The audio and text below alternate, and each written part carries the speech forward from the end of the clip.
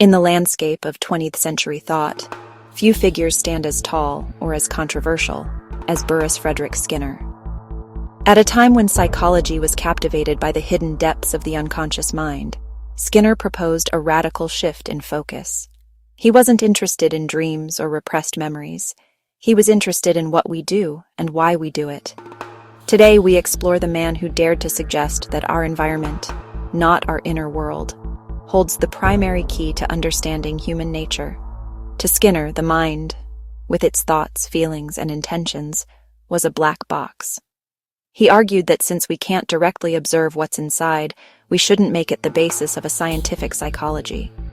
Instead of speculating about internal states, he insisted on studying what was observable and measurable, the external stimuli that act upon an organism, and the organism's resulting behavior.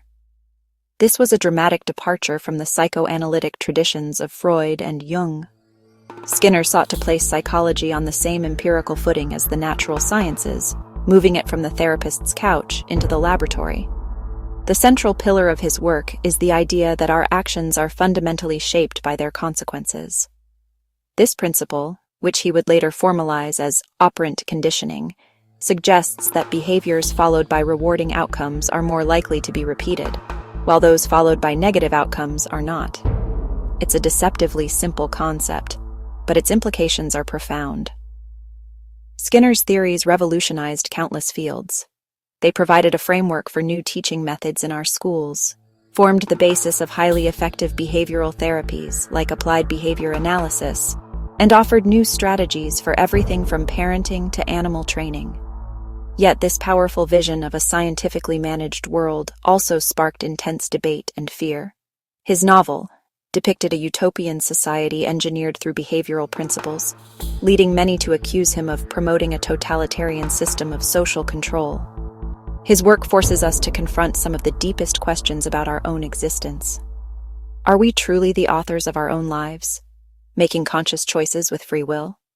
Or are we, as Skinner's work might suggest, simply complex organisms responding to a lifetime of conditioning? Can human behavior be perfected? And if so, who should be the architect? Join us as we unpack the life, the groundbreaking experiments, and the enduring, controversial legacy of B.F. Skinner.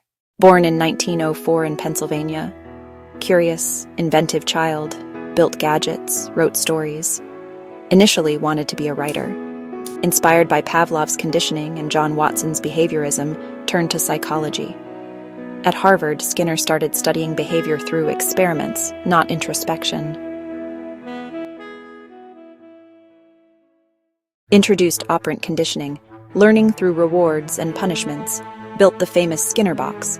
A rat presses a lever, gets food. A pigeon pecks a key, gets grain. Behavior, consequence, more or less likely to repeat. Contrast, classical conditioning, Pavlov, learning through association. Operant conditioning, Skinner, learning through consequences. Building on his work, B.F. Skinner meticulously mapped out the principles of operant conditioning.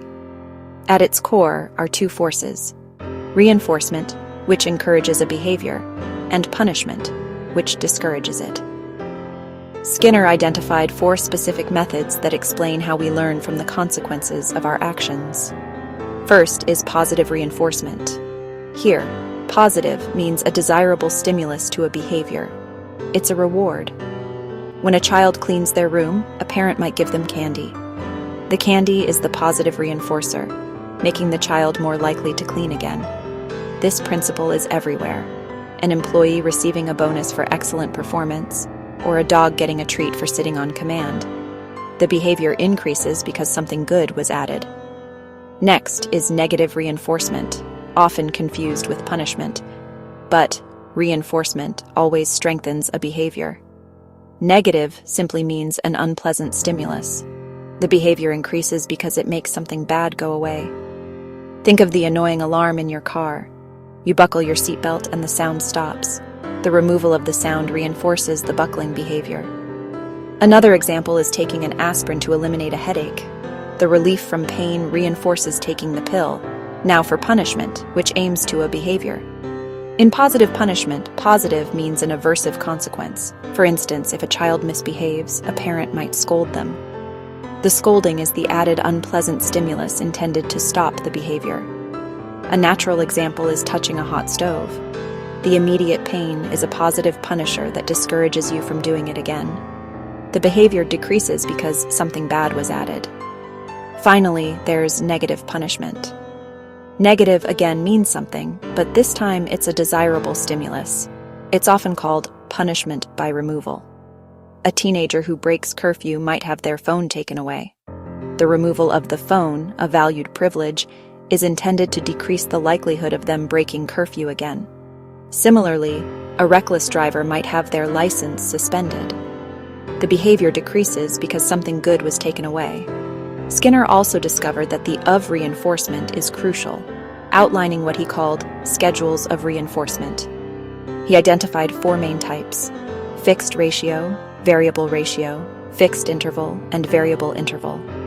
These schedules explain why some behaviors are learned quickly and are incredibly persistent, like the compelling pull of a slot machine, which operates on a variable ratio schedule, making it highly addictive and resistant to extinction.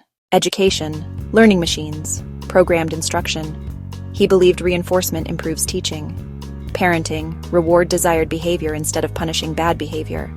Animal training, dogs, dolphins, pigeons, all trained through reinforcement.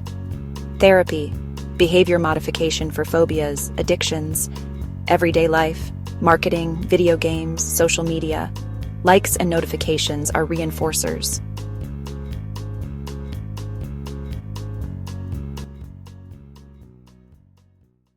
Wrote Walden 2, Utopian Society Shaped by Reinforcement Principles.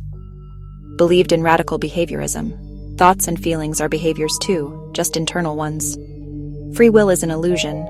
Our environment shapes us. This made him controversial. Critics accused him of supporting manipulation or control. Critics ignored emotions, creativity, inner life. Humanistic psychologists like Carl Rogers argued for free will, personal growth. Cognitive revolution, 1960s, shifted focus back to thinking, memory, problem-solving. But even critics admitted, Skinner's methods worked in real-world applications. Skinner remained active until his death in 1990, awarded many honors, including APA's highest awards. Today, education, therapy, AI algorithms, even habit-tracking apps, all echo Skinner's principles. His influence? We train pets with treats. So, we arrive at the ultimate question. Was B.F. Skinner right? Are we, as his radical behaviorism suggests, simply complex organisms responding to a lifetime of environmental cues, reinforcements, and punishments? Is our sense of freedom, our spark of creativity, our very consciousness, merely an illusion, a story we tell ourselves to make sense of a deterministic world? From Skinner's perspective, the answer is a resounding yes. He argued that what we call choice is just the final link in a long, often invisible chain of cause and effect. That brilliant idea you had?